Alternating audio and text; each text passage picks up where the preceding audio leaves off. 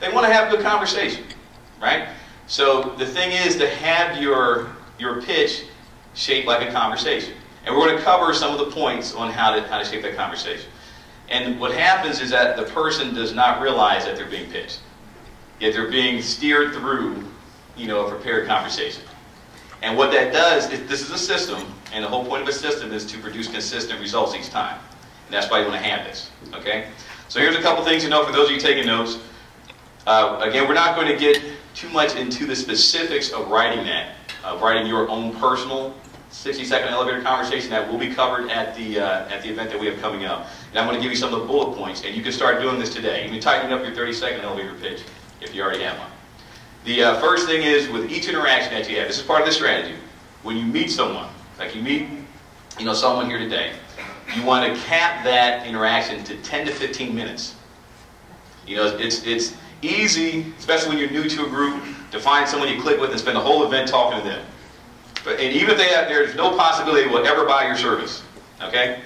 Cap it at 10 to 15 minutes, and then you move on to the next prospect. Your target is to get 3 to 9 good prospects per event. Realistically, it'll probably be 3 to 5. Yeah, that's your goal. Remember, you have to have a clearly defined strategy. So you got to work these things. So let's say if you go to 2 events per week, you're getting 6 to 18 good prospects per week from 2 events. That's how master networkers build their companies without really investing much money in advertising, just by the strategy alone. Okay? Now, the other thing is, whenever you go to an event, and again, this is all important, and you'll see how it ties in later on online. Whenever you go to an event, you always want to talk to the person outside at the desk with the event organizer to find out who's there. You want to find out if your prospects are there. So let's say if your prospects are attorneys. You walk up and say, hey, who in the room are attorneys? And they know everybody. They say, oh, they're an attorney, and those are your attorneys, she's an attorney. So those are the people that you're going to talk to. You got your 3 to 5 prospects right there. You want to invest your time in, with people that are going to most likely become clients. And you'll see now, so, people who are trained like this, when they walk into a room, they got an agenda. And they know they're going to get something out of this. And it's the same way, when we actually do online social media marketing as well. So, one of the other issues is, what do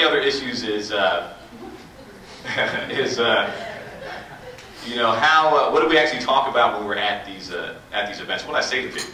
I don't know what to say. And a couple things that you can say, this is a simple thing to know, is first thing you can always talk about, membership. Hey, are you a new member? You've been a member a while? What's your experience been like? Have you met any interesting people? And the format is they talk, then you talk. And again, this is all scripted. After that, you go into family. Got any family, married, got any kids? After that, recreation, got any hobbies? Play tennis, golf? And you're just talking back and forth. They don't know it's scripted, right? And the last thing you finish up is, so what do you do? Which is the part they came here to tell you about. It's like, yes, finally, I get to tell someone what I do. And after they finish talking, you use a technique called leveraging the strategic use of silence. And you just keep quiet. And now, if you've been talking to someone and they've told you what they do, and you're quiet, what will they now do? Talk more. Or specifically, what will they say once they ask what you do? And isn't that where you want to be? Someone asking you what you do instead of trying to jam down their throat what you do? Right? So now they're listening. And they've said their part, so there's no competition now. Okay?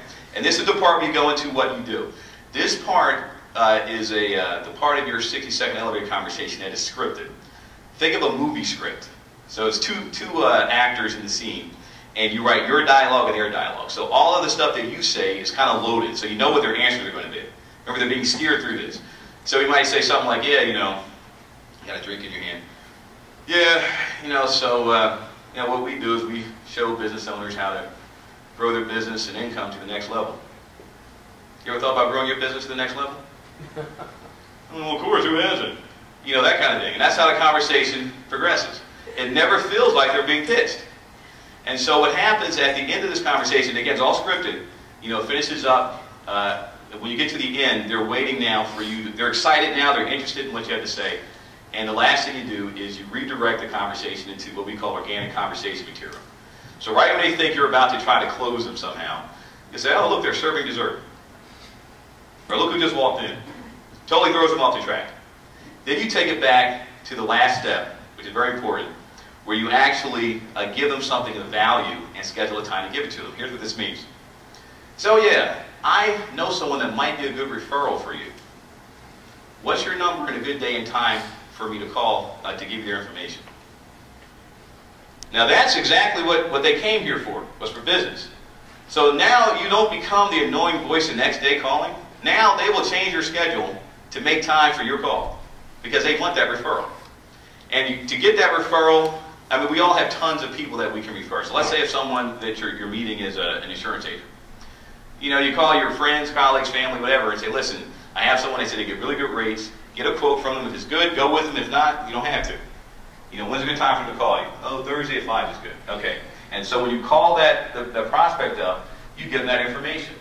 Then afterwards, you finish up talking about business. Now, sometimes people say, oh, well, I don't have referrals to give. And in the rare situations, that does happen. A lot of my friends are in financial services. They ask me for leads. I'm like, look, I wind up referring you to each other because I referred everyone to you. Okay? So in that case, what you say is, I know someone who's a good professional contact for you. You two can refer business to each other. What's your number and a good day and time for us to talk, for me to give the information? And then they'll do that. So now you become, you know, the relationship is established, and you have someone who is waiting for your call, and they love you.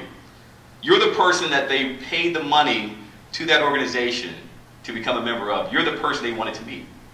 Okay? So this is important. So let's take it online. I know we only have a few minutes left. We're going to take this online now, and I'm going to show you how everything we covered, you know, transitions to the internet. Now, when you go online, you hear a ton of stuff about all these social media marketing sites and everything else. Throw most of it out.